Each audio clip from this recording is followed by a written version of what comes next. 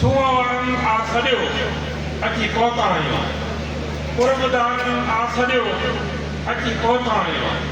हूअं त हो कमकार बि मूंखे घणो, पर सेवण वारनि आ सॼो अची पहुता आहियूं। लाइक़े इज़्ज़तो एहतराम हाजी शफी उमर सटियो साहब, सदर पेलियर सिंध, इज़्ज़तो एहतराम साईं शाहिद हुसैन मोहम्मदी साहब, मेंबर मरकजी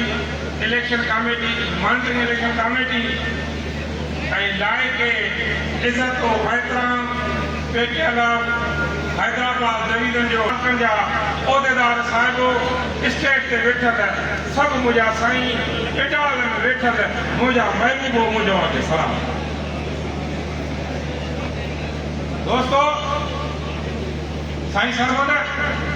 बुखारी ॾियो त चाहियूं त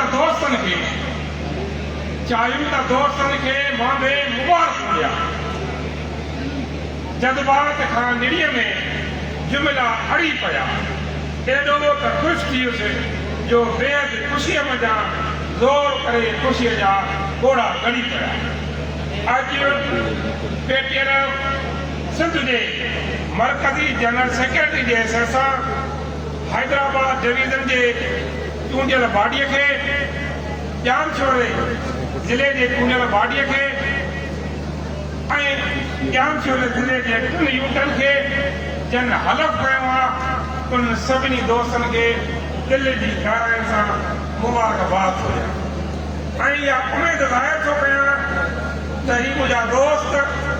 हैदराबाद डिवीज़न जी कैबिनेट, ॼामशोरे ज़िले जी कैबिनेट ऐं तालकनि जा दोस्त मुंहिंजे उस्तादनि जी बेलोस ख़िदमत कंदा, बिना ग्रुप जे, बिना ज़ात जे, बिना मतभेद जे, उस्तादनि जे जाइज़ मसइलनि खे हल करण जे लाइ हणा वणा दोस्त